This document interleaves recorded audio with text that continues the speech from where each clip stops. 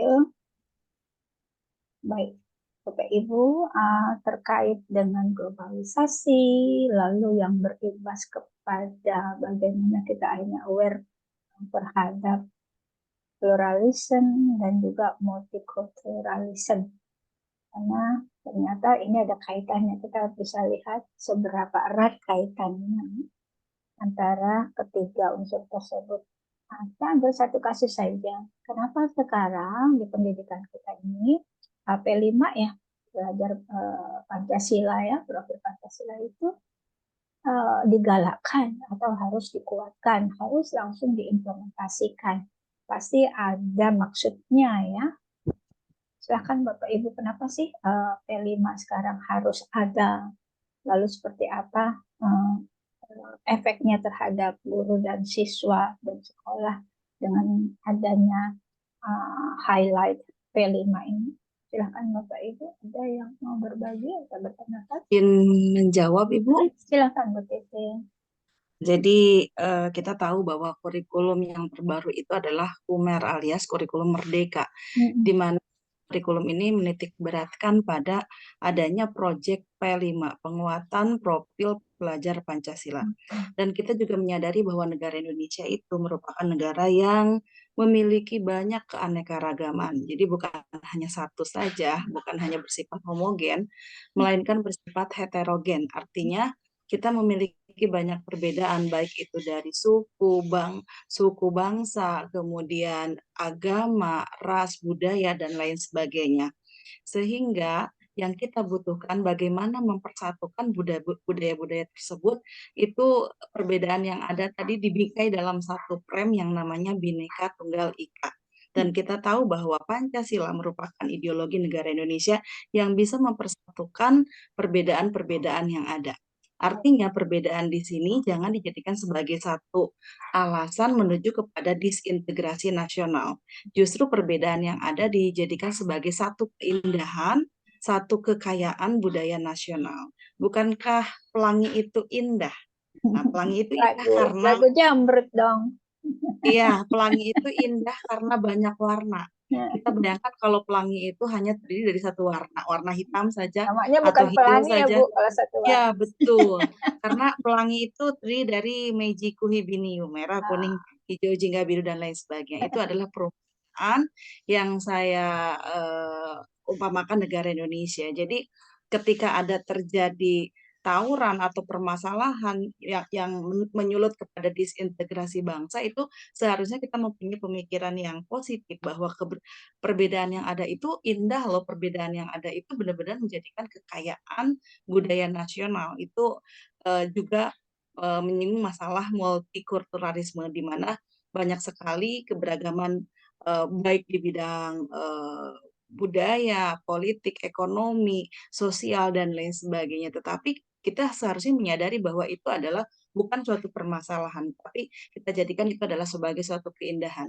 Tidak ada suku bangsa yang lebih hebat atau yang lebih tinggi, semuanya sama, saling merangkul seperti itu. Itu inti dari kenapa dalam kurikulum Merdeka itu ada proyek penguatan profil pelajar Pancasila. Karena pada dasarnya di negara Indonesia memiliki banyak keanekaragaman dan pemerintah berusaha untuk menggabungkan atau eh, memberikan kesadaran kepada masing-masing siswa bahwa itu adalah sesuatu hal yang sangat menjadi kebanggaan kita, bukan suatu permasalahan.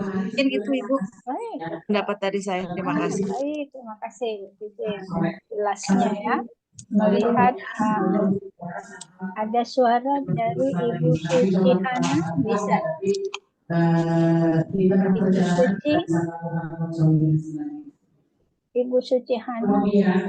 Seperti yang saya sampaikan. Assalamualaikum Ibu, punten Oh, telat dari, masuk. oke. Ada sebentar Ibu Ida. Gabung. Ada suara dari interupsi, mungkin ada di ruangan pertemuan. Oke. Oh, Bu Ita atau dari Bu Sucia ternyata dari mana? Oke, baik sudah selesai suaranya. Baik, terima kasih Bu Titin. Intinya adalah memang sesuatu itu harus diajarkan ya, harus diingatkan. dan bahwa kita punya sesuatu, dan punya sesuatu itu harus kita maknai dengan apa yang harus kita lakukan dengan sesuatu itu. Apakah nanti akan mengajak kita untuk berpikir bersama, melakukan bersama dan sebagainya, itu adalah salah satu dari P5 ya. Nah, itu kalau ditinjau dari nasional, di mana ya tadi highlightnya Bhinneka Tunggal Ika nasional. Adakah alasan lain selain memang kita harus ingat bahwa bangsa Indonesia itu harus Bhinneka Tunggal Ika? Adakah alasan lain selain itu dengan adanya P5? Silakan Bapak Ibu.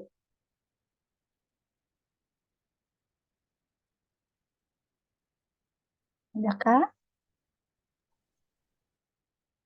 Dan ada yang mau berpendapat selain Bhinneka Tunggal Ika yang memang harus, sehingga Bhinneka Tunggal Ika akhirnya nanti jadi NKRI yang tujuannya adalah tetap satu, negara kesatuan. Ada alasan lain secara kalau ditinjau bukan dari kepentingan nasional? Silakan. Suara saya masih terdengar jelas ya? Masih, Bu. Ya, ada yang mau memberi pendapat? Adakah alasan?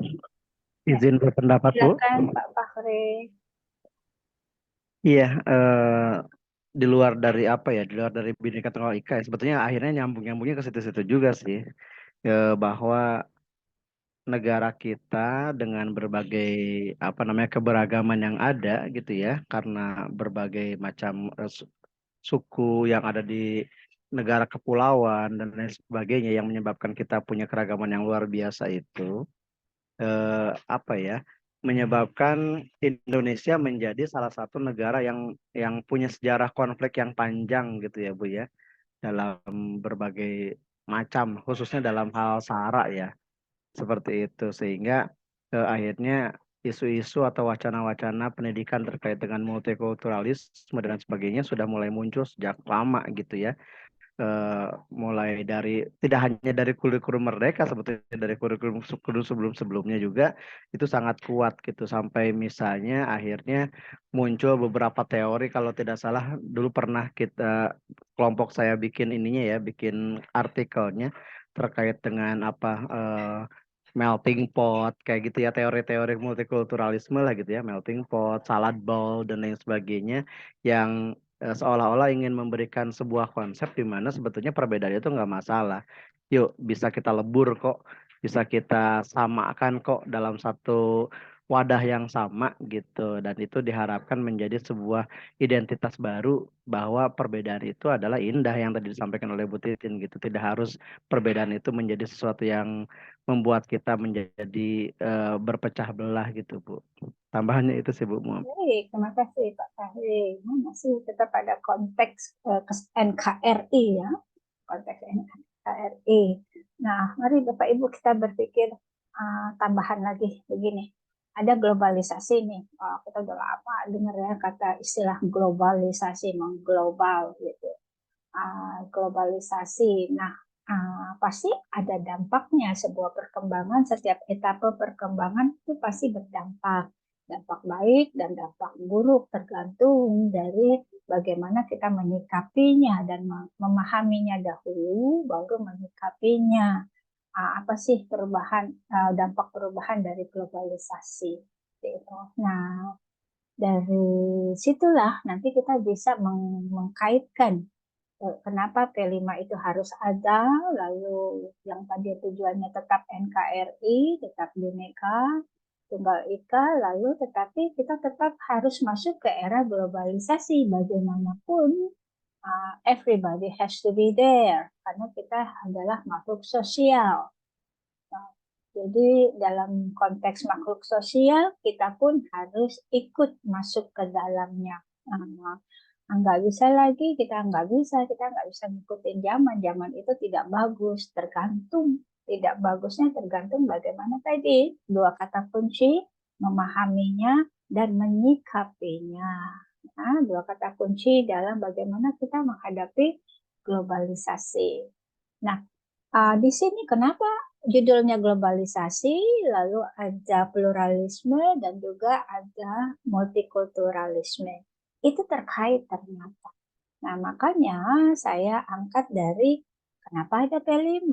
Nah, tentunya baru kita sadar bahwa P5 itu sebenarnya adalah penguatan. Penguatan di mana kita harus masuk ke era globalisasi, kita kudu kuat dulu, kudu ada imun dulu gitu ya. Logikanya begitukah Bapak Ibu? Tergambar begitu ya. Ternyata ini oleh kita masuk jalur pendidikan, nanti mungkin jalur agama beda lagi, dalam jalur jalur agama hukum beda lagi, tetapi yang paling intens untuk mempengaruhi pastinya melalui jalur pendidikan. Karena everybody learn, everybody study di level masing-masing. Nah, seperti itu. Nah, baru di situ kita gambarkan ya. Tadi sudah satu punya highlight bahwa P5 itu untuk menguatkan konteks Bhinneka Tunggal Ika sehingga kita tetap NKRI. Itu highlightnya. Nah, baik. Kita lihat ya. Saya mulai berbagi. Oke. Kita mulai berbagi bahwa dengan share ya. Seperti ini ternyata. Sudah dibaca. Tadi saya sudah ngirim ya ke ketua kelasnya. Kita mulai dari sini. Nah, ini hanya satu gambaran saja di picture ini. Nah, gambaran dari judul ini. Mereka harus masuk ke era globalisasi, generasi ini ya, generasi muda ini. Lalu mereka akhirnya menghadapi pluralisme di mana multikulturalisme terjadi. Bisa bayangkan, andai kata anak-anak ini yang masih usia TK, SD, SMP, SMA, belum dikuatkan dengan konteks nasionalismenya masing-masing, ada yang mungkin dari ini mungkin contoh lah sekolah Jakarta International School ya, ada orang dari segala macam itulah negara, ada India, ada Indonesia, ada Arab, ada Amerika, ada Eropa. Nah, mereka tiba-tiba berkumpul di dalam seperti gambar ini. Nah, apakah mereka mampu untuk tetap berada pada koridor nasionalismenya, di mana mereka sudah keburu berbaur seperti ini. Nah, dari gambar ini bisa kita bayangkan bahwa before they are coming into this group, they have to be strong in their nationality, nationalism and nationality. Gitu. Nah, jadi makanya menurut saya P5 itu digalakkan supaya anak-anak kita itu mampu menghadapi pluralisme dan multiculturalism di era globalisasi. Itu highlightnya. Gitu ya Bapak Ibu ya. Nah ini sekarang kita definisiin saja biar cepat ya. Silahkan baca apa sudah dibaca tadi, karena saya sudah beri tadi. Semoga sudah dibaca. Ya, kita sudah mengerti ya bahwa globalisasi adalah di mana flows, aliran, terpaan dan gerakan semacam itulah flows of financial product, goods, technology, information, and jobs across national borders and culture. Jadi semuanya flow, semuanya bergerak, namun pada relasi yang across national borders and culture. Di situ bayangkan. Jadi bagaimana nanti anak-anak kita mampu berada di situ, disitulah terjadi alur apalah ombak dan gejolak dan gerakan macam-macam yang dari across national borders and culture. Dan sebab itu harus mereka dipagari dulu dengan konteks nasionalisme tadi.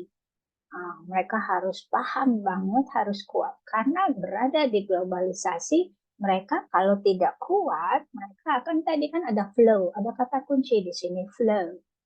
Bayangkan, kalau kita terbawa flow-nya itu ke konteks nationality lain, atau ke konteks culture-nya negara lain, orang lain, bagaimana tidak mungkin kalau generasi kita atau kita sendiri sebagai guru tidak akhirnya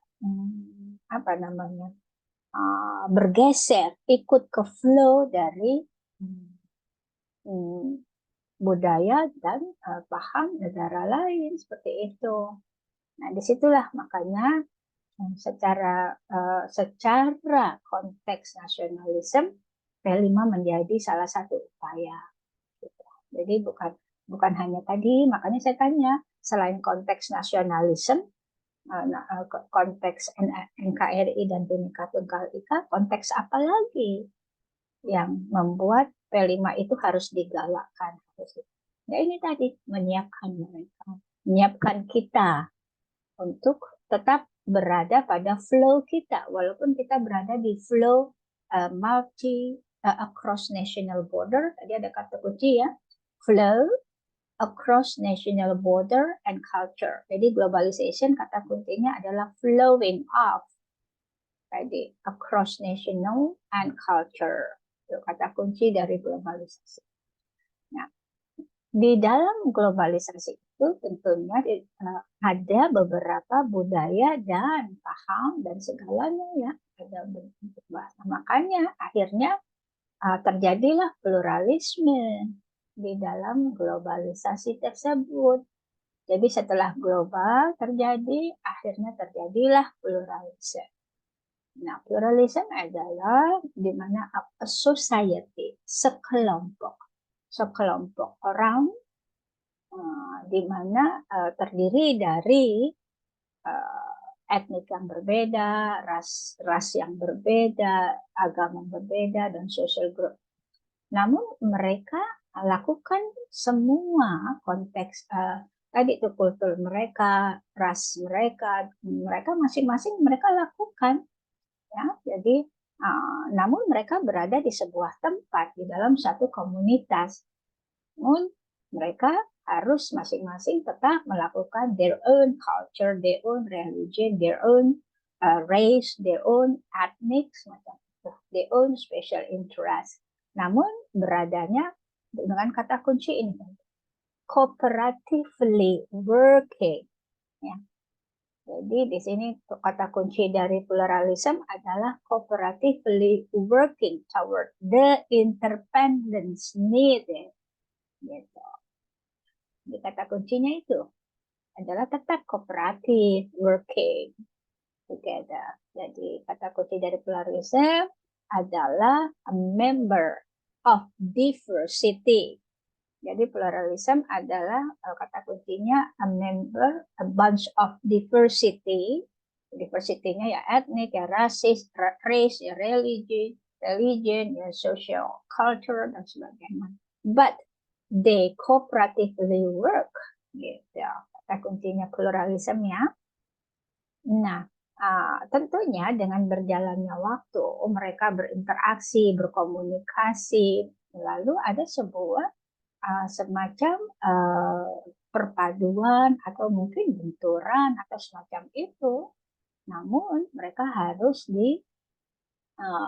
dikuatkan dahulu sebelum terjadi multiculturalism. Apa sih definisi multiculturalism? Coexistence. Jadi imbas dari berbedanya kultur, lalu race, religion yang tadi yang ada di plural itu, namun mereka bisa consumption and value pattern of thinking and communication style-nya itu tetap ada, namun mereka bisa berdampingan. Begitu. Nah, jadi mereka bisa menggabungkannya, namun tetap pada konteks their own koridornya. Mereka berada di multicultural. Jadi coexistence of diverse culture. Gitu ya. Jadi hasil dari pluralism tentunya terjadi multiculturalism. Jadi kalau bisa tanda panah, tanda globalisasi pertama terjadi mengakibatkan pluralism. Pluralism itu mengakibatkan terjadinya multiculturalism. Gitu. Nah, tadi makanya pertanyaan awal saya tentang P5 ini dia. Sehingga anak-anak kita itu nggak gagap dan juga nggak tergerus atau tertarik atau terapa lagi tuh pada yang bukan Indonesia dan bukan NKRI dan bukan agamanya mungkin ya. Di NKRI pun juga kita agamanya banyak berbeda, banyaknya di NKRI sendiri pun kita punya perbedaan. Gitu, Bapak Ibu. Bisa di highlight? Silahkan.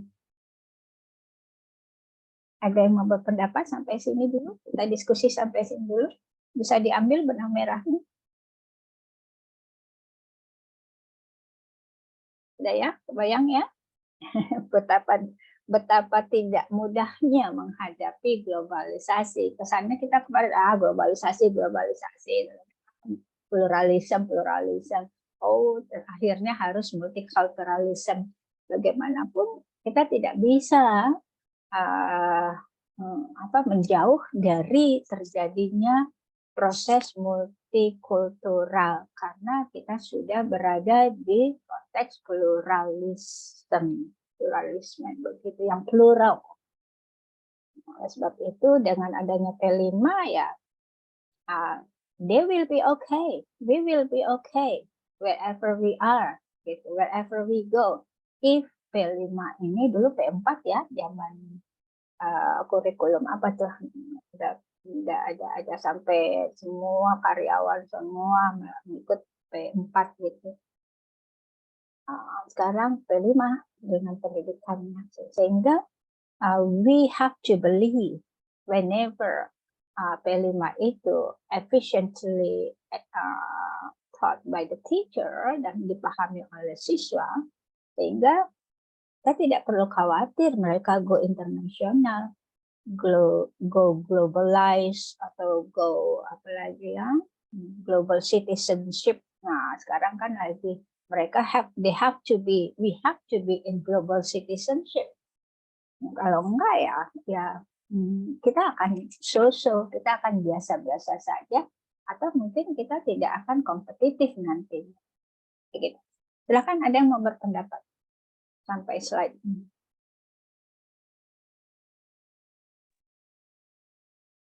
Izin Bu. Ya, silakan Pak Fahri. Berarti kalau bisa digambarkan berarti alurnya ya, alur dari pendidikan ke arah globalisasi itu dimulai dari tadi mungkin pendidikan interkultural ya gitu ya. Jadi memahamkan kita tentang budaya agama kita sendiri dalam kelas gitu. Kemudian baru meningkatkan itu jadi nilai-nilai universal gitu ya, seperti pendidikan inklusif mungkin gitu. Baru membuka dialog dan komunikasi antar budaya gitu mungkin ya, yang akhirnya memunculkan semacam pemikiran kritis, mandiri anak-anak gitu ya, untuk akhirnya bisa ujung-ujungnya dikenalkan dengan konten-konten global gitu ya Bu ya. Betul sekali. Jadi stepnya adalah kita kuat dulu ya, kita paham dulu tentang negara kita, tentang nasionalisme kita, dan kenapa juga kita harus secara kuat secara NKRI, di mana di dalam negara kita aja sudah multikultural ya, dengan ada Dayak, Jawa, Sunda, Betawi, itu pun udah multicultural sebenarnya. Jadi sebenarnya basically bangsa Indonesia itu sebenarnya untuk menuju go international, menurut saya ya, untuk menjadi global citizenship itu sebenarnya mudah. Karena apa? Kita sudah terbiasa sehari-harinya bertemu dengan different culture, different backgrounds, different religion di Indonesia. Nah, sekarang kita tinggal menyiapkan bagaimana mereka menerima different kinds of culture itu ya hanya sebagai wawasan bukan merubah apa yang kita punya, begitu ya. Betul Pak Fahri. Jadi mereka akan siap gitu untuk menerima, oh oke, ada budaya ini ya di India, oh ada budaya ini ya di Inggris, oh ada budaya ini ya di suku apa namanya Indian atau semacam itu, dan mereka dengan adanya perbedaan itu dan mereka diajarkan untuk menghargai, karena kan highlight dari P5 ada kata kunci menghargai ya, itu saling menghormati. Jadi that's okay to be different, but we still our own, we still in our own religion or nationality or something, begitu. Baik, ada lagi yang mau berpendapat?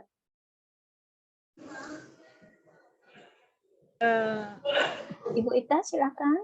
Iya, Ya. Ibu berarti yang sebelum kurikulum sebelumnya kan, atau ketika saya waktu sekolah ya kan, ketika kuliah pun masuk kuliah kan ada itu ya, apa sebelum sekolah itu, kuliah itu dimulai ada pengamalan. Orientasi, masa orientasi. Nah, ya ada itu P4 ya, dapat sertifikatnya.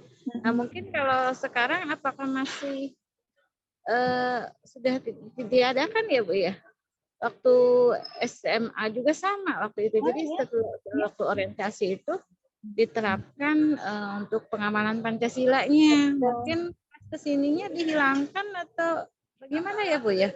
Kalau sekarang kayaknya saya lihat di S1 nanti ada yang ada kok masa orientasinya itu tentang apa ya, tentang yang kayak ini oleh ABRI, didampingi oleh ABRI, lalu tentang ya Pancasila memang masih ada Bu di Pakuan, di S1-nya khususnya masih ada. Nanti masih ada ya. Dulu saya ya dapat itunya, ada apa sebenarnya, bukan sertifikat ya, piagamnya ya. Betul. Ya, dan mungkin kalau di sekolah-sekolah seperti SMP, SMA, apakah sekarang diterapkan gitu? Sekarang gantinya kan itu P5 ya. Cuma mungkin lebih waktu dulu gitu yang P4-nya itu yang diterapkan. Baik. Karena lebih mengena ya, individu secara individu. Betul. Jadi sebenarnya sebenarnya menurut saya adalah umpama SMP, anak baru SMA, anak baru masuk ke sebuah sekolah, lalu ada masa orientasi siswa ya. Lalu zamannya sekarang apa sekarang istilahnya? Ada istilahnya sekarang ya, masa orientasi siswa? MPLS. Oke, good. Nah, itu kan belakangnya sekolah, masa pengenalan lingkungan sekolah.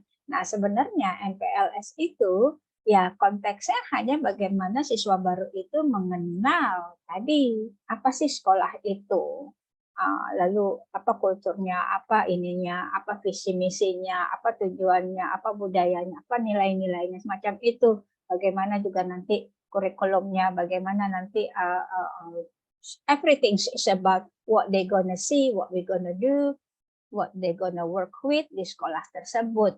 Namun, andai kata mau menguatkan lagi dengan konteks-konteks kenegaraan, yaitu konteks Bhinneka Tunggal Ika, dan silakan.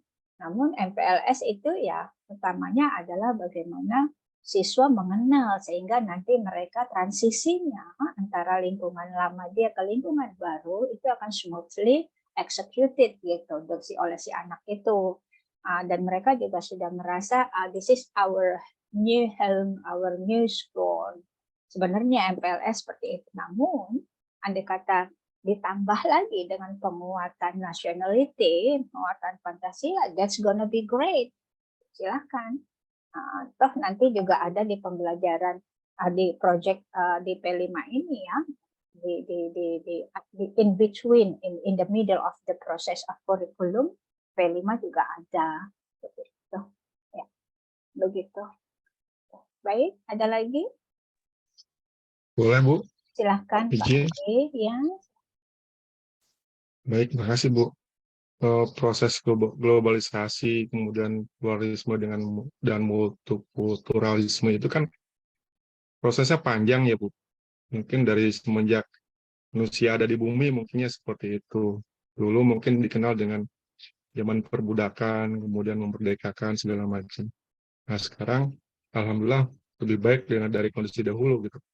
Tapi ketika kita perhatikan kondisi-kondisi yang ada sekarang juga sudah mulai terlihat lagi ada semacam gesekan antara ras, agama gitu ya. Dulu di Indonesia dikenal dengan tragedi Sampit atau Sambas. Kemudian 98 juga kan itu kalau boleh saya nilai salah satu gesekan antara ras, antara multikultural itu, Bu. Kemudian juga di negara-negara yang lain masih ada saja ketika melihat perbedaan warna kulit, kemudian apa namanya agama, itu juga sering terjadi gesekan. Apalagi kemarin di kejadian yang di masjid tembakin seperti itu ya. Nah, apakah memang ini kan tanda-tanda memang masih ada apa namanya rasisme di antara kita seperti itu. Apalagi yang sekarang di Morowali itu yang kawasan industri yang kebanyakan tenaga kerja asing dari Cina itu juga sering muncul gitu di berita-berita terkait mungkin survival mereka untuk bisa bertahan hidup ya Bu ya, persaingannya keras sana gitu. Nah, apakah memang ini jadi apa namanya tetap manusia mungkin berusaha, salah satunya dengan ada PBB itu mungkin Bu ya. Tapi secara fitrah manusia juga mereka harus bertahan hidup ketika even itu beda beda ras, beda agama, bahkan antar teman sendiri masih aja ada gesekan itu kalau soal bertahan hidup seperti itu Bu. Nah, menurut saya ini sepertinya masih memang lahir apa namanya sifat-sifat logis manusia sehingga mereka bisa melakukan apa saja untuk bertahan hidup mungkin seperti itu Bu. Jadi persoalan globalisme, eh, pluralisme dan multikulturalisme itu saya kira nggak bakalan selesai. Apakah seperti itu Bu? Betul, betul, ya. Terima kasih Pak Andri Irawan. Benar sekali ya, just human, ini manusia. Nah, itulah secara tinjauan religinya adalah Allah menciptakan bumi dan semua alam semestanya kan punya tujuannya, punya tujuan. Nah, kita tidak tahu sampai kapan proses kehidupan yang ada di alam semesta ini, itu hanya rahasia Allah. Namun kan kita diberi akal dan budi untuk menyiapkan itu. Nah, kekuatan manusia dari makhluk yang lainnya adalah akal dan budi. Nah, disitulah akhirnya masuk pendidikan. Makanya psikologi dan sosiologi dijadikan satu di dalam mata kuliah, psikologi dan sosiologi pendidikan. Maksudnya apa? Di psikologi pendidikan kan diajarin teori kecerdasan yang sampai terakhir kecerdasan adversity, bagaimana dia mampu bertahan. Tadi Pak Andri kan kebertahanan ya, tadi bagaimana dia mampu survive gitu. Namun sebelum ada kecerdasan adversity, ada kecerdasan lainnya kan, ada logika, interpersonal, intrapersonal, lalu kognitif termasuk logika tadi ya, lalu bahasa. Nah, kenapa harus ada? Kenapa harus ada teori itu ya? Karena memang manusia harus dibekali oleh kecerdasan-kecerdasan tersebut sehingga masuk pada era yang tadi Pak Andri Irawan angkat, they're gonna be okay. Mereka akan memahami dan menyikapinya juga dengan sangat cerdas, bukan sangat positif, tapi sangat cerdas. Makanya disebut kecerdasan. Nah, itu harus diikuti oleh itu. Oleh sebab itu, pendidikan juga harus masuk. Makanya kan platform pendidikan hanya 3, knowledge, skill, attitude. Ketiganya harus dikembangkan. Jangan imbalance, jangan tidak imbang. Cerdas aja hafal rumus-rumus, tapi dia tidak mampu bersikap positif waktu berkomunikasi dan berinteraksi, menggunakan kata-kata yang menyakiti atau semacam itu. Jadi diawali dengan manusia harus cerdas.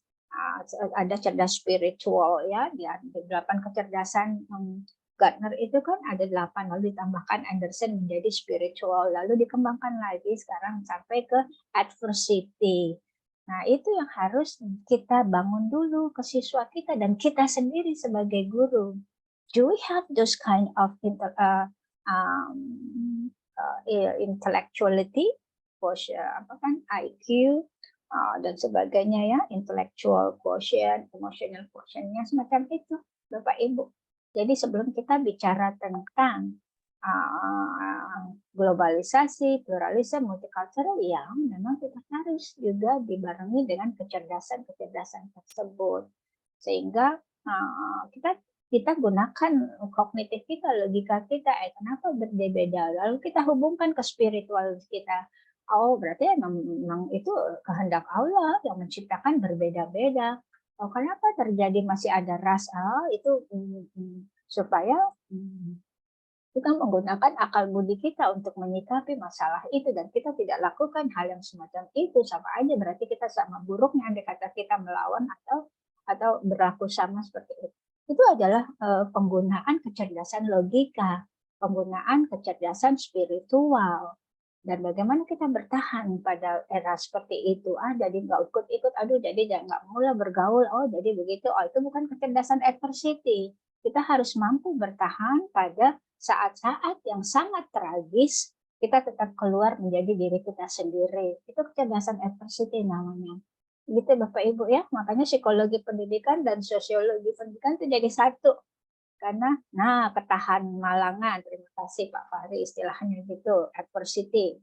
Ya, itu, bayangin ketahan malangan. Jadi harus tahan pada kondisi malang gitu ya. Keren ya, di Indonesia kan adversity menjadi ketahan malangan. Seperti itu Pak, Bu ya. Jadi kita sebagai guru kita harus cerdas semuanya dulu, sehingga kita bisa mencerdaskan siswa kita kepada multi intellectual tadi. Gitu. Jadi hidup kita it's about all those kecerdasan itu. Tanpa kecerdasan yang multi seperti itu, ya kita akan melihat dari satu perspektif saja.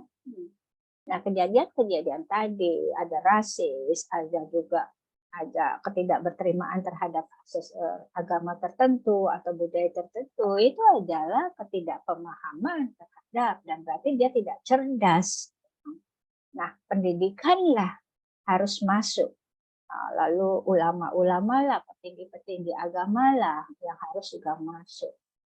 Jangan lupa keluarga juga menjadi benteng pertama. Gitu. Lingkar kedua adalah lingkungan. Lingkungan itu ada dua. Ada lingkungan rumah, ada lingkungan sekolah. Atau lingkungan saudara. Artian saudara sepupu, saudara tante, om, eyang, dan sebagainya. Yang pertama, di lingkaran pertama adalah keluarga inti kan. Begitu Bapak Ibu. Jadi highlight-nya adalah bagaimana kita bisa berada di globalisasi dengan semua tantangan tadi. Ya, kita kuatkan dulu kecerdasan dan pemahaman terhadap agama kita, lalu terhadap nasionalisme kita. Gitukah Bapak Ibu? Yes. Kita kembali ke screen lagi ya. Oke. Nah, kita masuk ke dalam, apa sih globalisasi di dalam pendidikan itu? Ya tadi kan ada kata kuncinya, pasti ada cross border. Jadi kalau kita bicara tentang pendidikan yang globalized, ya pastinya kita juga mempelajari konteks-konteks tentang apa pengetahuan yang terkait dengan cross border nationalism tadi, cross border country. Gitu. Jadi tidak hanya belajar tentang Indonesia saja. Jadi kita belajar tentang kultur, ras, agama di negara-negara lain.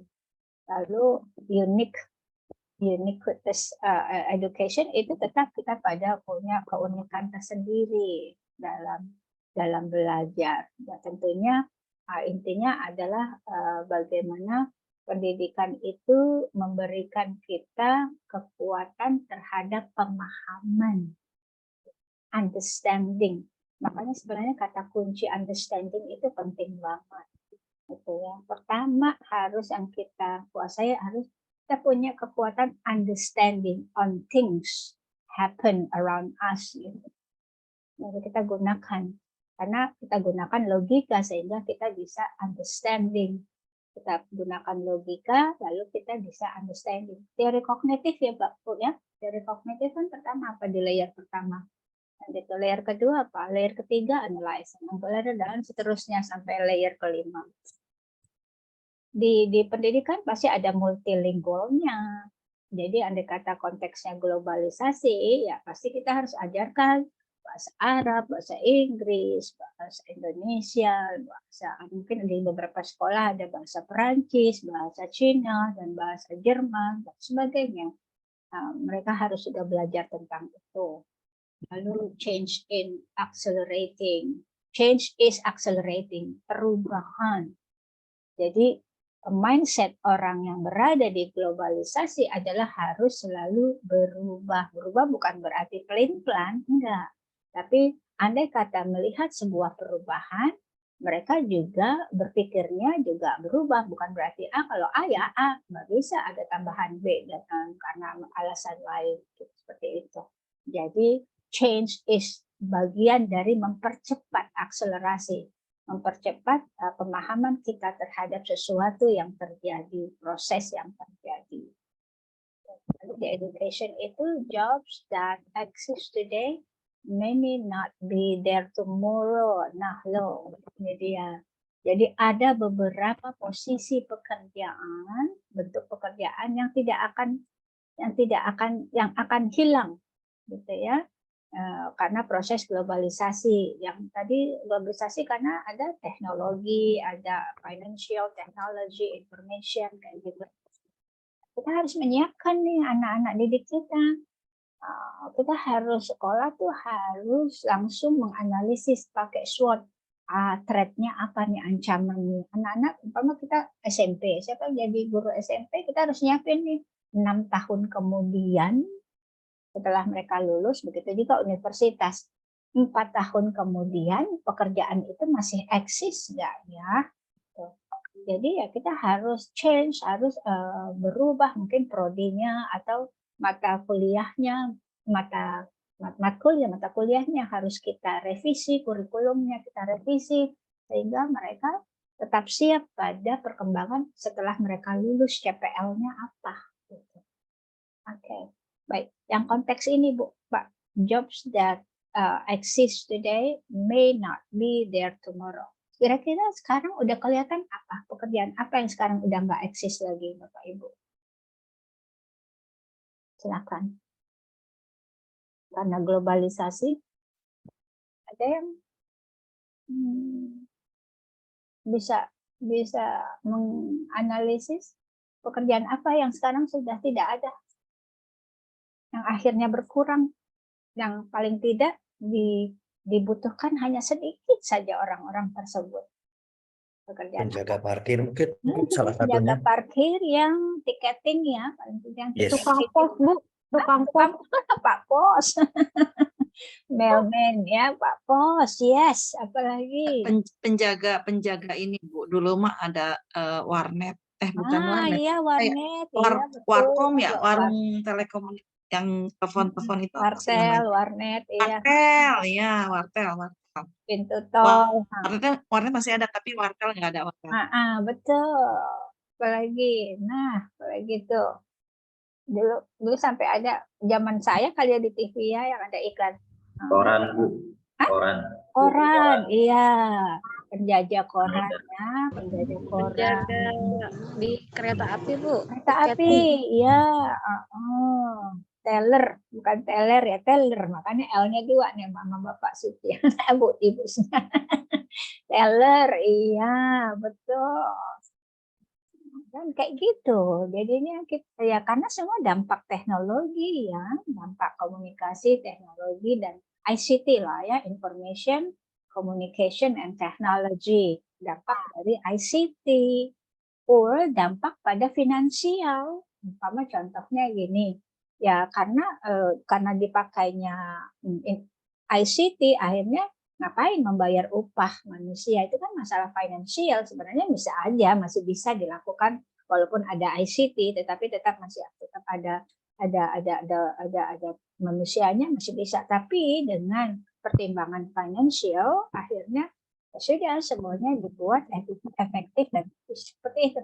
Nah disitulah yang harus kita lakukan di sekolah, karena kita pemegang kualitas pendidikan ya sebagai guru. Nah dengan dampak dari salah satu dampak globalisasi, kita harus masukkan kecerdasan tersebut. Bagaimana atau juga nanti ada perubahan kurikulum yang menguatkan kecerdasan tersebut untuk mereka survive seperti itu. Baik. Apalagi dengan ada AI ya, istilahnya AI, artificial intelligence. Wow, itu udah ini semuanya lewat dunia maya yang apa tuh? Yang zaman dulu ada film yang bisa menembus berapa periode, saya ingat tuh namanya Scott Bakula. Film apa tuh dulu di TV? Kayak gitu yang nge-zoom. Oke, tiba-tiba masuk ke periode ini, balik ke periode ini. Doraemon, Bu. Doraemon. Benar. Orang Jepang aja udah puluhan tahun lalu udah melihat akan terjadi Doraemon. Lucu sekali. Baik, yuk kita kembali ke slide-nya. Oke, tadi globalisasi in education-nya. Sekarang bagaimana pluralism in education. Jadi kata kuncinya adalah provide, kan tadi ya, provide experience, harus menyediakan pengalaman, menstimulus pengalaman mereka, ya semuanya, student, teacher, counselor. Jadi bukan siswa aja, kita sendiri harus masuk ke dalam itu, to nurture and practice pluralistic thoughts-nya. Tadi cuma diajarkan ya, supaya mereka tahu, supaya mereka paham, supaya mereka analyze tadi kecerdasan kognitif, sampai pada mereka bisa menciptakan sesuatu dalam pembelajaran tersebut. Nah itu, harus tuh diajarkan. Lalu di line kedua, teacher and community at large are acquiring an awareness. Nah, kata kuncinya di sini awareness of pluralism itself. Melalui apa? Melalui dialog, melalui partisipasi. Partisipasi dalam artian bagaimana kita membuka border kita. Tadi interborder ya. Jadi kita membuka sekat-sekat kita untuk masuk kepada komunitas yang berbeda, di diverse yang berbeda. Oke. Bagaimana dengan multicultural di pendidikan, di education? Di sini design for the cultures and several different race. Jadi tetap diajarkan. Lalu, this approach to teach and learn is based upon consensus building. Tetap pada koridor respecting, fostering cultural pluralism with race societies. Jadi di sini tetap diajarkan, harus tetap diajarkan. Tapi dengan sebuah penguatan kecerdasan dulu tadi ya, kecerdasan tadi itu kecerdasan kognitif, kecerdasan bahasa, kecerdasan interpersonal skill, kecerdasan apalagi ya, kecerdasan spiritual ya, kecerdasan tadi kebertahanan malangan apa tadi Pak, bertahan pada masa-masa yang malang melintang. Oke, gitu ya. Multicultural education acknowledge and incorporates positive ratio dan di classroom atmosphere. Ini yang makanya kita harus ajarkan. Nah, kembali tadi ke P5, jadi sebelum mereka belajar hal-hal lain di luar Bhinneka Tunggal Ika dan NKRI, mereka harus kuat dulu konsep pemahaman terhadap Bhinneka Tunggal Ika dan NKRI sebelum mereka mempelajari hal-hal ini, karena memang mereka harus belajar ini. harus belajar tentang pluralisme, belajar tentang multicultural, karena kita sudah berada pada era globalisasi. Diulang lagi tadi ya, highlightnya seperti itu. Oke, bedanya nih antara pluralisme dan multiculturalism. Oke, silakan dibaca.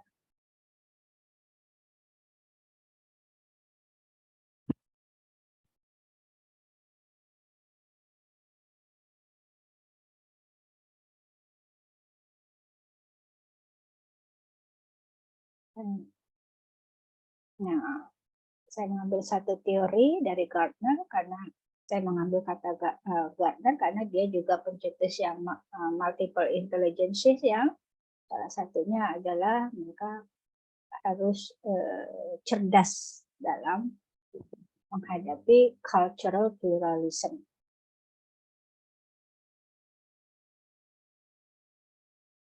Jadi kata kuncinya adalah simultaneously respecting the diversities reflected in culture and belief system. Ya. Nah, karena apa? Position to navigate a global world. Tadi menavigasi. Menavigasi artinya apa? Navigasi apa, Pak Bu? Navigasi kan Mengatur arah ya. mengatur arah ya. Nah itu sebelum will be best position mereka berada ke arah ke global world, mereka harus diajarkan dulu tadi kata secara simultan menghargai perbedaan di kultur maupun di kepercayaan, belief system, sistem yang dipercaya, dianut atau diyakini, begitu. Kita diskusi ya. Oke, masing-masing berpendapat terhadap apa yang sudah kita bicarakan 1 jam ini. Ada yang mau mulai? Atau dikontekskan dengan pengalaman Bapak Ibu di sekolah terkait dengan judul ini? Silakan.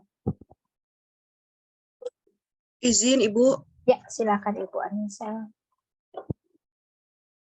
Mengenai pemaparan Ibu tadi, globalisasi, pluralisme, dan yang saya ingin garis bawahi atau yang saya ingin highlight adalah mengenai pluralisme. Ternyata setelah pemaparan Ibu, saya realize interdependence is required for national unity. Sementara nations unity sendiri membutuhkan penanaman nasionalisme yang diperkuat di melalui penguatan profil Pancasila dalam menghadapi globalisasi di era digitalisme gitu.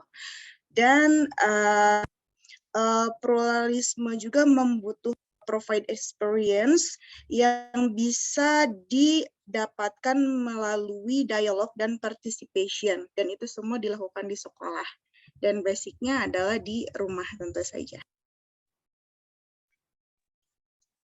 Baik, Bu Anissa. Terima kasih, bagus sekali highlight-nya.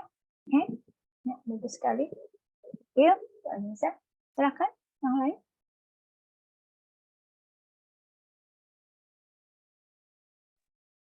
Izin Bu, Ya, silakan Pak Irawan. mungkin lebih ke apa namanya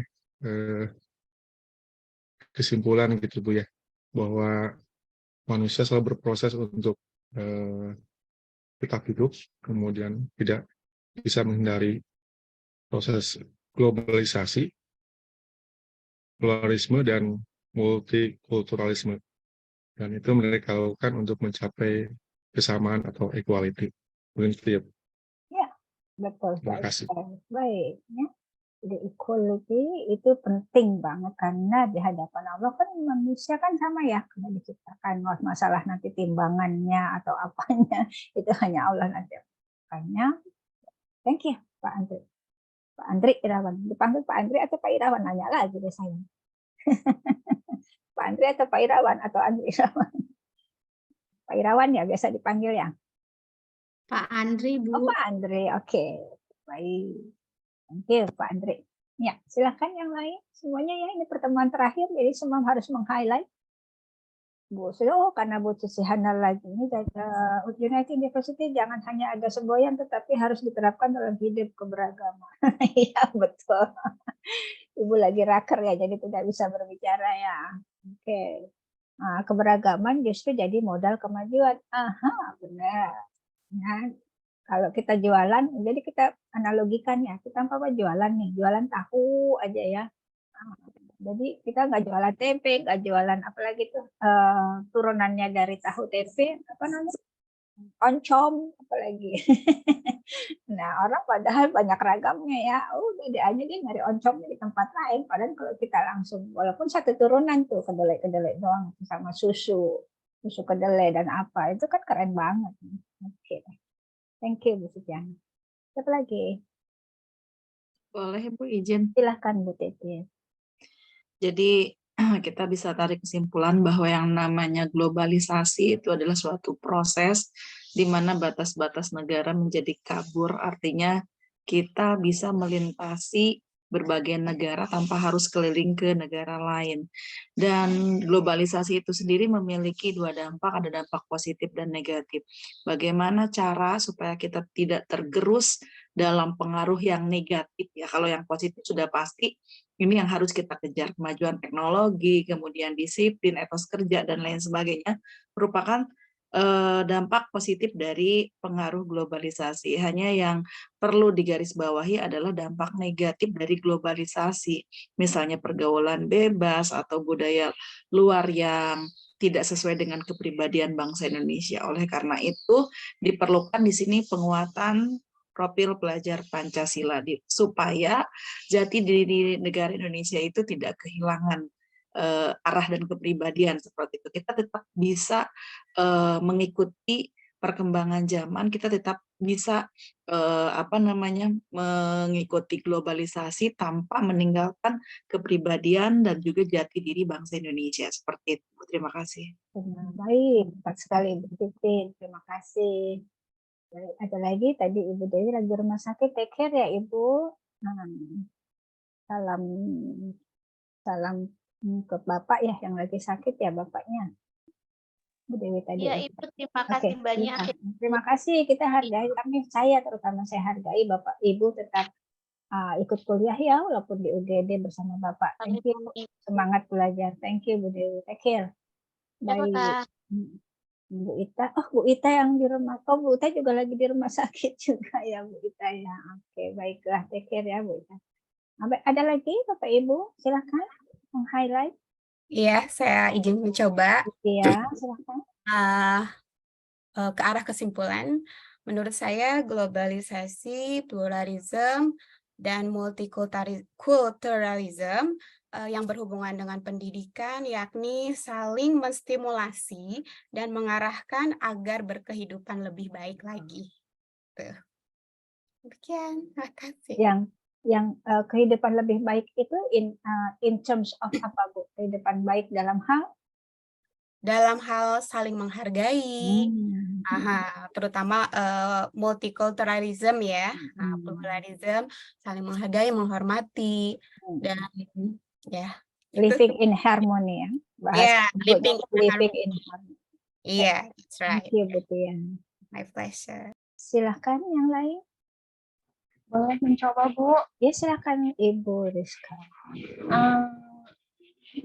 Mungkin dengan mengintegrasikan globalisasi, pluralisme, dan multikulturalisme dalam pendidikan, siswa akan memiliki kesempatan untuk mengembangkan pemahaman yang lebih luas tentang dunia yang kompleks, dapat menghargai keberagaman, memperoleh keterampilan yang memang relevan dengan masyarakat global yang semakin terhubung. Jadi, dengan demikian, pendidikan dapat menjadi sarana yang kuat untuk membangun persaudaraan, toleransi, dan kerjasama di antara individu dan masyarakat yang berbeda di dunia yang saling terkait. Oke, very good Bu Rizka, lengkap sekali. Highlightnya. Ada lagi Bu Mayumi? Iya Ibu, Silakan. izin menggarisbawahi mungkin yang tadi Ibu sudah sampaikan bahwa guru juga perlu belajar tentang hal ini. Kenapa? Karena menyampaikan tentang multikultural maupun hal perbedaan ini bukan hanya targetnya anak tahu, mungkin anak tahu, tapi anak belum tentu bisa bagaimana menyikapi tentang perbedaan ini.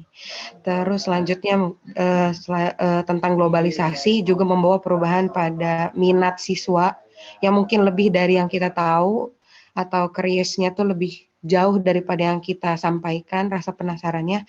Maka itu guru perlu memberitahu dan memberi semangat kepada anak bahwa kesempatan di masa depan itu sangat luas dan akan lebih kaya daripada yang mereka harapkan dari sekarang. Karena akan ada banyak pekerjaan-pekerjaan yang lebih hebat ke depannya dan yang tidak pernah terpikirkan sekarang. Makanya perlu adanya penasaran yang sangat besar. Curiosity is a part of new step, ya. Okay, good. Oke, Bu Mayuni. Silahkan. Ada lagi yang belum? Pak Beben, silahkan Pak Beben Supandi. Iya, baik Bu. Sebenarnya sih kalau bicara masalah PE5, saya itu masih minim ya. Pertama memang ini baru. Yang kedua memang di sekolah kita baru tahun ini didapatkan SK tentang proyek PE5. Tapi secara garis besar, saya memahami sebuah program pemerintah yang tujuannya mendorong terutama baik dari guru maupun siswa yang ada 5 yang mereka tawarkan buat SDM kita, peserta didik kita, guru kita juga yang nanti buat ke pengembangan dalam pendidikan di Indonesia. Karena dengan adanya pluralisme, multikulturalisme yang memang kalau tidak ditanam dari pendidikan yang kita punya, ini sangat berbahaya. Saya ambil contoh begini, kita bicara agama, pemahaman agama, ini plural ya. Kalau itu tidak ditanamkan, tidak dikokohkan dalam kita punya konsep pendidikan, ini sangat berbahaya. Anak bisa radikalisme, anak bisa pemahamannya, mereka bisa berpikir, kita bisa lihat berapa tahun yang lalu, mereka berpikirnya mati syahid dan yang lainnya. Ini paham-paham yang memang ditanamkan dan tidak adanya perbedaan itu sangat berbahaya. Suku kita misalnya tadi Pak Adi juga bicara, zaman dulu antara Dayak sama Madura itu sangat berbahaya yang nanti memecah Bhinneka Tunggal Ika terhadap kita.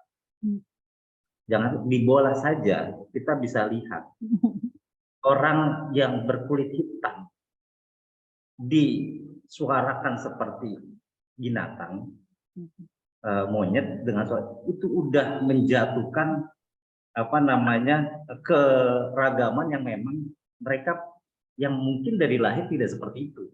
Ya. Seperti itu. Nah, itu adalah memang diantisipasi dari kita, terutama untuk menteri kita, bagaimana siswa kita serta ditanamkan tentang berpikir kritis, mandiri, bergotong royong, ketika mereka di masyarakat nanti atau mereka di negara lain bisa menghormati kebudayaan, suku yang di sana dan yang lainnya seperti itu. Ini adalah terobosan yang digagas bagaimana P5 ini harapan ke depannya nanti ujungnya adalah pas globalisasi kita bisa bersaing, kita bisa diakui SDM kita baik dari kemampuan, dari akhlak, budaya dan yang lainnya seperti itu. Ini yang saya gambarkan secara hari ini dari penjelasan yang oleh Dr. Farida ke saya berpikir oh ini loh ternyata fondasi P5 mengarahkan untuk nanti ke arahnya yang ketika adanya pluralisme dan multikulturalisme serta bisa bersaing di globalisasi seperti itu. Betul. Baik, terima kasih Pak Beben Supandi. Ya, tepat sekali. senang sekali ya, masing-masing punya perspektif berbeda dalam menangkap perkuliahan hari ini, tapi semuanya berunsur sama, berujung sama gitu. Apa? Karena memang kan sebenarnya perspektif itu harus berlapis ya. Oke, baik, terima kasih. Silakan siapa lagi yang belum? Sudah semua? Pak Kafi tadi sudah ya, Butia sudah belum. Oh, Pak Kafi belum nih, Pak Kafi. Silakan Pak Kafi. Nggak bisa ngumpet, Pak Kafi, saya ingat. Sama Ibu Siti Masito belum ya. Silakan Pak Kafi dulu, baru Ibu Juli Siti sekali. Masito ya. Saya paling menyambung pengertian globalisasi menurut Bu Titin, Bu. Jadi saya akan membahas globalisasi tentang negatifnya ya. Untuk mencegah negatifnya globalisasi itu kita memerlukan sudut pandang pluralisme dan multikulturalisme yang saya paham itu. Jadi kita harus bisa menerapkan, mencontohkan, bahkan mempraktekkan dari diri sendiri, terus kita imbas ke murid-murid kita atau ke masyarakat bahwa kita tuh memiliki tantangan perubahan yang besar di masa akan datang. Kalau tidak ada landasan pluralisme dan multikulturalisme, maka yang akan ada perpecahan gitu. Tidak ada persatuan dan itu sih yang saya highlight sekarang. Oke, baik, terima kasih Pak Kafi. Nah, tadi satu lagi yang belum, Ibu Siti Masito ya belum ya? Iya, silakan Bu. Baik Bu, saya akan mencoba untuk meng-highlight. Menurut saya kulturalisme itu kayak suatu warisan gitu. Jadi semua orang bisa ngedapetin kulturalisme, makanya Indonesia itu menurut saya sesuatu yang langka dengan adanya kulturalisme gitu. Makanya kulturalisme itu juga menurut saya penting, di mana kita dengan adanya kulturalisme kita akan berpikiran terbuka, saling menghargai perbedaan, saling bertenggang rasa. Tapi dengan adanya perbedaan itu, dengan rasa nasionalisme yang tinggi, maka akan sesuatu yang beraneka ragam itu akan menjadi satu gitu Bu, akan menjadi kuat gitu. Dan untuk globalisasinya, untuk zaman kita seperti ini mau nggak mau kan kita harus mengikuti dunia karena sudah mengglobal gitu. Namun itu juga kan dampak yang diambil itu bisa mendapatkan dampak yang positif atau dampak yang negatif. Namun kita dengan punya karakter sendiri gitu, sebagai karakter Indonesia, terus karakter nasionalisme tinggi, kemudian dengan fondasi agama juga, maka insya Allah dampak positif yang akan diambil dari globalisasi itu sendiri. Terima kasih. Baik, terima kasih Bu Siti Masito. Baik. Oke, Pak Salim, adakah Pak Salim? Muhammad Salim Farugi. Silakan Pak Salim. Hadir Bu, hadir. Hadir. Silakan meng-highlight. Ya. Terkait dengan globalisasi ya Bu, mungkin yang ingin saya highlight adalah toleransinya, karena terkait dengan globalisasi terjadi banyak perubahan, terjadi dengan hal baru, kita akan mengalami berbagai macam kekagetan dengan hal-hal baru itu. Contohnya aja di Cina Bu, itu makan semuanya, kelelawar dimakan, kalajengking dimakan. Nah itu kan itu sering, bahkan bisa terjadi COVID begitu, bahkan sempat terjadi ASEAN hate karena adanya COVID, menganggap orang-orang Cina penyebabnya, bahkan Asia Tenggara juga penyebabnya gitu. Intinya adalah toleransi, karena informasi sudah mulai tidak terbatas, kekagetan akan mulai muncul. Kita harus bisa memaklumi berbagai macam hal, asalkan hal tersebut itu tidak bertentangan dengan keyakinan kita, tidak merugikan orang lain, dan juga tidak membahayakan orang. Intinya seperti itu. Baik, terima kasih Pak Muhammad Salim. Baik, semuanya sudah, mari kita baca. Ini tadi aja saya terlintas di chat-chat kita nih ya. Dari Pak Bu Setiana dulu nih, seperti pohon semakin tinggi ke langit, akarnya juga semakin dalam ke bumi. Nah, jika ingin kokoh berdiri, begitu juga dalam memahami globalisasi. Wah, pantun ya. Thank you Bu Setiana. Bu Titin semoga diberi kesembuhan untuk Bu Dewi ya, dan Bu Cak. Baik, ada lagi Pak Fahri menyambut internalisasi melalui kurikulum inklusif diversifikasi, anti rasisme ya, kolaboratif dan berketerampilan global. Mantap lah. Oke, Bu Anissa nyambut lagi nih. Jangan lupa selipin kecerdasan adversity Pak, biar tahan banting. Oke, Pak Wardu, yayasan di sekolah saya sampai bilang bahwa adversity quotient itu merupakan adaptasi dari kecerdasan kenabian. Oke, boleh. Jangan lupa tetap Bu Titin, jangan lupa tetap meningkatkan keimanan dan ketakwaan, insya Allah. Utama nih, oke lah, chat-chatnya mengandung ini semua ya, highlight kita. Berarti pertanyaannya lebih penting mana yang harus dikuasai dan mana yang harus dimiliki di masa depan dalam globalisasi. Kita ayo Pak, jawab sendiri Pak, mana yang lebih penting Pak Kavi. Jangan nanya dong S2. S2 jangan nanya, S2 itu menyimpulkan. Sebenarnya keduanya penting ya Bu ya. Kalau dalam hadapi ke masa depan globalisasi itu dalam bidang teknologi juga pasti penting dari inteligensinya. Adversity juga penting. Cuman pertanyaan dasar saya, mana yang harus dimiliki dulu? Maksudnya mana yang harus lebih yang kita miliki? Apakah inteligensinya yang harus kita lebihkan atau adversity-nya harus kita lebihkan? Kalau bisa seimbang sih alhamdulillah. Tapi kan kayaknya kalau kata Prof harus ada yang naik turun gitu. Nah, itu yang mungkin menurutku sih sudut pandang yang akan langka di masa depan adalah adversity-nya, Bu. Dari masyarakat sekarang sudah terlihat ciri-ciri bahwa kita mengejar ilmu pengetahuan, tapi tidak dengan karakter. Gitu. Mungkin masa depan akan langka dengan orang yang berkarakter. Oke, baiklah, baik. Baik.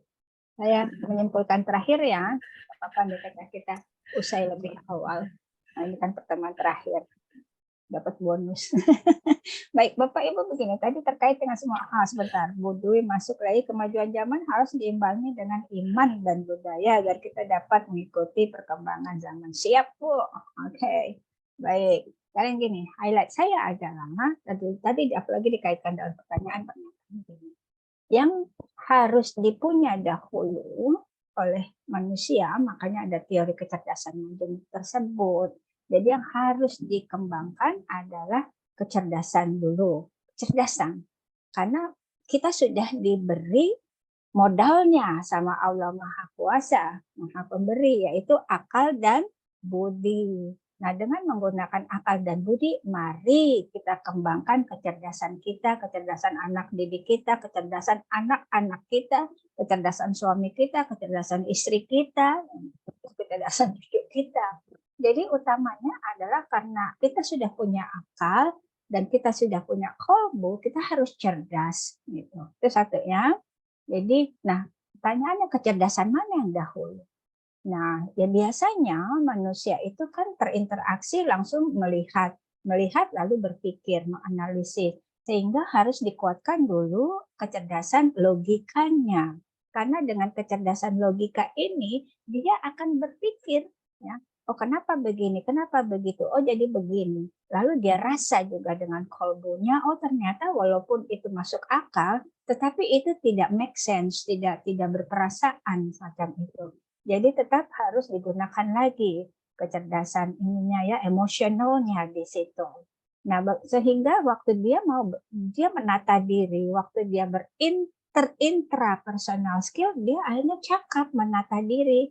Oh, akhirnya saya harus begini, saya harus begitu. Nggak bisa juga melihat orang begini, saya ikut begini. Karena dia sudah punya kecerdasan intrapersonal skill-nya, sehingga waktu dia interpersonal skill-nya, dia sudah tahu, seseorang sudah tahu, oh ternyata untuk respecting, untuk apalagi tadi understanding dan sebagainya, karena tadi saya sudah melogikakan sebelumnya, saya paham terhadap masalah itu, sehingga saya bisa berinteraksi dengan kecerdasan interpersonal skill saya. Bagaimana dengan skill physical skillnya, ya saya harus terampil di masa ini gitu. Jadi saya harus terampil bisa ini bisa itu dan sebagainya. Nah, mestinya terakhir nanti ada kecerdasan spiritualnya. Nah, masuklah di situ bagaimana dia memahami, yakin terhadap sesuatu, dan sesuatu itu membuat kebenaran hakiki terhadap sesuatu itu sendiri begitu. Itu spiritual maksudnya, sehingga hanya ada sebuah keikhlasan, kedamaian, dan kesabaran dan sebagainya, dan kekuatan dan sebagainya. Nah, andai kata semua kecerdasan itu sudah ada, ya otomatis adversity kita tinggi begitu. Jadi andai kata adversity kita langsung kita tahanin dulu, tapi tanpa menggunakan logika, sehingga kebertahanannya itu akan semu. Kebertahanannya itu karena merasa ya sudah ada, daripada gue mati, daripada gue nggak punya duit, daripada gue dimusuhin, daripada gue apa gitulah bahasanya, daripada tetapi bukan masuk ke tahapan logika bahwa memang you have to do like that gitu. Karena kalau kita sudah lalui itu dengan kecerdasan logika tadi, kecerdasan emosi kita, kecerdasan bahasa kita, akhirnya kita bisa dengan mudahnya mendapatkan kecerdasan adversity tersebut.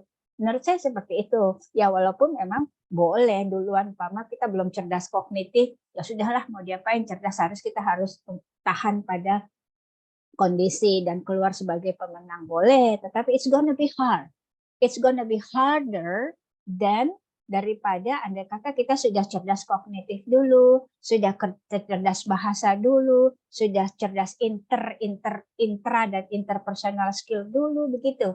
Itu akan lebih mudah daripada kita langsung jump into adversity quotient tersebut. Gimana Bapak Ibu bisa paham dengan apa yang saya terangkan ya? Seperti itu. Jadi nggak salah andai kata masuk dulu adversity, tapi menurut saya it's gonna be harder daripada kita belum punya kecerdasan lainnya, yang 8 kecerdasan sebelumnya termasuk yang 9 spiritual. Begitu. Ada prophetic intelligence yang tadi ya disebut kecerdasan nabi ya, karena memang ya semuanya kecerdasan itu namanya makhluk paling sempurna ya, yaitu nabi kita kan begitu. Baik, begitu Bapak Ibu, bisa dipahami, bisa ditangkap highlight dari saya. Nah, dari kecerdasan tersebutlah akhirnya kita mampu memahami tadi kenapa kita harus Bhinneka Tunggal Ika, kenapa kita harus NKRI, kenapa kita harus mengimani agama kita gitu. Dan pada saat kita masuk kepada etapa pluralisme dan multiculturalism, ya it's gonna be fine by us itu. We're gonna be safe, we're gonna be strong, we're gonna be okay, we're gonna be in living in harmony with others from different kind of culture, from different kinds of background, from different kinds of religion, from different kind of race. Begitu highlightnya. Oke, begitu Bapak Ibu? Mudah ya dipahami ya? Oke. Baik. Jadi karena Bapak Ibu sudah buat kesimpulan, nggak usah pakai kata kunci deh. Kata kuncinya sudah bertaburan di mana-mana. Ada ratusan kata kunci itu tadi ya keluarnya. Baik. Berapa lapis? Ratusan. Ratusan. Itu kita sebut perspektif kita harus berlapis ya. Pada masa era ini perspektif kita harus berlapis. Perspektif itu harus dari mana? Harus banyak membaca, harus banyak melihat, harus banyak memahami, harus banyak mendengar from different kinds of situation. Begitu. Keren ya kalau kita sudah menjadi, itu yang kita sebut global citizenship. Kita akan aman saja berada di era globalisasi. Baik. Oke. Menurut saya sudah cukup berat, cukup panjang pertemuan kita terakhir sebagai pamungkas dari perkuliahan sosiologi pendidikan ya Bapak Ibu. Oke, semoga apa yang saya berikan selama pertemuan ke-9 sampai pertemuan ke-15 ini bermanfaat bagi diri saya, bagi Bapak Ibu, dan bagi institusi pendidikan yang Bapak Ibu yang bekerja di institusi pendidikan tersebut. Begitu. Amin. Amin. Ya. Ada pertanyaan Bapak Ibu atau ada tanggapan sebelum kita sudahi? Punten, Silakan. satu pertanyaan aja Bu, bagaimana UAS? Oh, Soal UAS UAS. bocoran. Oh ya. Ya. Oke, UAS biasanya saya hanya 4 pertanyaan gitu ya, dan 4 pertanyaan semuanya merupakan apa ya, bentuknya narasi nanti. Jadi tergantung dari pemahaman Bapak Ibu terhadap pertanyaan tersebut, itu saja sih. Gitu. Jadi Bapak Ibu mau online atau offline terserah. Yes, sepakatannya seperti apa? Berarti Online aja ya. kalau online berarti dikumpulkan ya. Diberi batas waktu, saya akan memberikan soal melalui prodi, administrasi prodi, lalu mungkin administrasi prodi yang akan menyebar pertanyaan tersebut, lembar UAS tersebut ke Bapak Ibu, lalu diberikan kembali, diberikannya jawabannya dengan durasi tertentu, nanti saya akan berikan kapan dikumpulkannya, lalu kirimkan ke email saya saja atau ke WA ya. Enaknya mana email ya, email sajalah biar nggak dibaca satu sama lainnya gitu ya. Oke, di email dengan batas waktu tertentu. Ibu Punten itu sendiri-sendiri atau digabung dulu di Komti atau bagaimana? Nggak usah, sendiri-sendiri aja, dikirim ke email saya, nanti saya berikan emailnya ya. Baik Bu, terima kasih atas informasinya. Karena saya pernah terjadi.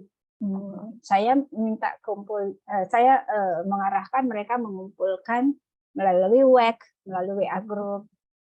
Tahu ternyata ada sebuah perubahan, ada satu orang yang menarik kembali jawabannya. Mungkin setelah dia baca dari jawaban teman-temannya yang panjang lebar, dia tarik, dia perbaiki. Ada pengalaman seperti itu. Tapi sebenarnya nggak apa-apa ya, berarti kan meniru yang baik nggak apa-apa. Tapi kan nggak fair akhirnya. Tapi itu tetap saya catat. Nggak apa-apa, berarti dikirim lewat email saja ya. Oke, baik. Nanti admin prodi yang akan memberitahu ya secara ini lembar UAS-nya, karena saya dosen mengirimkan pertanyaan ke admin prodi memasukkan ke dalam lembar UAS yang resmi yang tervalidasi gitu kan ya. Begitu. Gampang kok. Jawabannya seperti Bapak Ibu sedang meng-highlight permasalahan di setiap topik. Baik, ada lagi pertanyaan?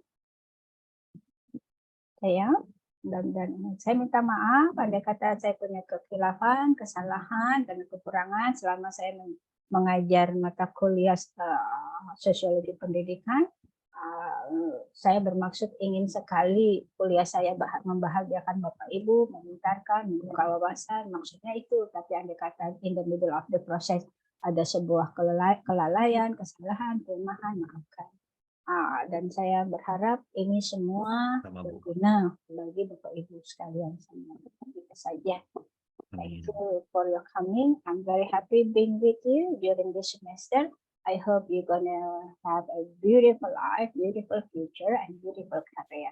Thank you. Sama-sama Bu.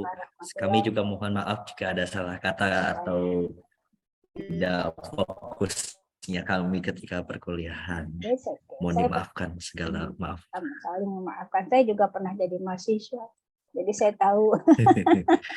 Begitu ya. Oke, seperti apa jadi mahasiswa, itu berat sekali.